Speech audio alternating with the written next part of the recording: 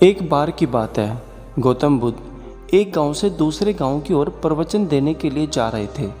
तभी उन्हें एक गरीब व्यक्ति मिलता है और वह उनसे पूछता है कि हे गुरुदेव, कर्म क्या है?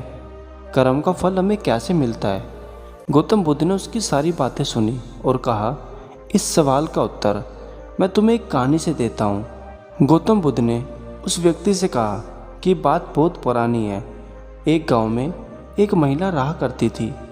वह जब भी अपने परिवार के लिए खाना बनाती थी तो वह एक बड़ी रोटी अलग से बना लेती और उसे अपने घर की बाहर वाली खिड़की पर रख देती ताकि कोई ज़रूरतमंद उस रोटी को खाकर अपनी भूख को मिटा सके। एक बूढ़ा फकीर हर रोज़ उसके घर के बाहर से गुजरता और उस रोटी को खिड़की से उठा ले जाता और ये कहता हुआ आगे बढ़ जाता कि आप जो बुरा करते हो वह आपके साथ रहता है और आप जो अच्छा करते हो वह आपके पास वापस आता है। यह सिलसिला काफ़ी लंबे समय तक चलता रहा। वह औरत हर रोज़ उस खिड़की पर रोटी रख देती और वह फ़कीर हर रोज़ आता और उस रोटी को लेकर चला जाता। वह हर रोज़ एक ही शब्द कहता कि आप जो बुरा करते हो वह आपके साथ रहता है और आप जो अच्छा करते हो वह आपके पास वापस आता है। यह कहता हुआ वो वहाँ से चला जाता है। उस फकीर के मुंह से यह शब्द सुनते सुनते वह औरत परेशान हो गई थी।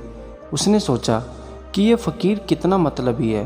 मैं हर रोज़ इसके लिए रोटी रखती हूँ और ये मेरा धन्यवाद भी नहीं करता, बस केवल एक ही शब्द कहता रहता है।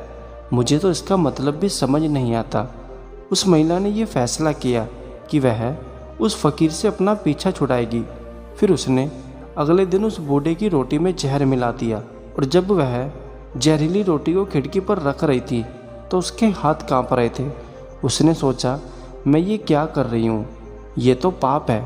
महिला ने उस रोटी को उठाकर चूल्हे में फेंक दिया। रोटी जलकर राख हो गई। फिर उसने फ़कीर के लिए दूसरी रोटी बनाई और खिड़की पर रख दी। फिर उस फ़कीर ने रोटी को उठाया और वही शब्द कहते हुए वापस चला गया। हर दिन जब वह महिला रोटी खिड़की पर रखती तो वह अपने बेटे के लिए प्रार्थना करती जो दूर शहर काम की तलाश में गया हुआ था।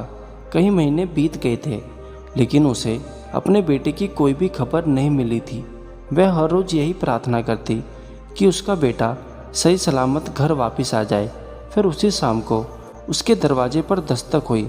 जिस दिन उसने उस फ़कीर को जहर वाली रोटी देने के लिए सोचा था, जैसे ही उसने दरवाज़ा खोला वह अपने बेटे को दरवाजे पर खड़ा देखकर हैरान हो गई क्योंकि उसका बेटा बहुत कमज़ोर हो गया था और उसके कपड़े भी पूरी तरह से फटे हुए थे।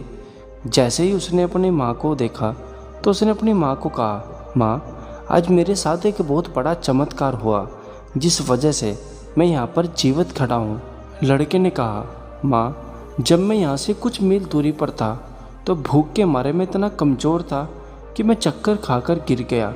मेरे अंदर एक भी कदम चलने की हिम्मत नहीं थी, मैं तो मर ही जाता। तभी मेरे पास से एक फ़कीर गुजर रहा था। मैंने उसके हाथ में एक रोटी देखी।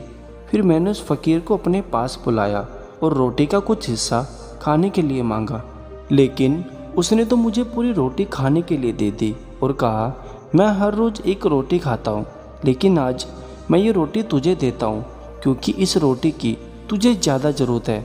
फिर मैंने वह रोटी खाई और मेरे शरीर में ताकत आई।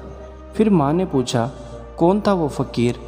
फिर बेटे ने कहा, यह तो नहीं जानता कि वह कौन था, लेकिन जब वह रोटी देकर वापस जा रहा था तो वह एक बात कहता हुआ जा रहा था कि आप जो बुरा करते हो वह आपके साथ रहता है और आप जो अच्छा करते हो वह आपके पास वापस आता है।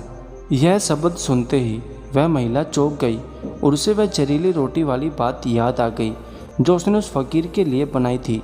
वह सोचने लगी, अगर मैं उस रोटी को आग में नहीं जलाती तो आज उसी का बेटा उस रोटी को खाकर मर जाता। फिर उस महिला को यह बात समझ में आ गई जो वह फ़कीर कहता था। फिर गौतम बुद्ध ने उस गरीब व्यक्ति से पूछा कि क्या तुम्हें बात समझ आ गई? कर्म क्या होता है और कर्म का फल हमें कैसे मिलता है? गरीब व्यक्ति ने गौतम बुद्ध से कहा, जी गुरुदेव, मैं समझ गया, और वहाँ से चला गया और अपने जीवन में अच्छे कर्म करने शुरू कर दिए। दोस्तों, गौतम बुद्ध की इस कहानी से हमें ये शिक्षा मिलती है कि हमें अपने जीवन में कभी भी गलत काम नहीं करना चाहिए, क्योंकि गलत काम का नतीजा पहले तो अच्छा होता है लेकिन बाद में हमारे लिए जहर के सामान्य होता है।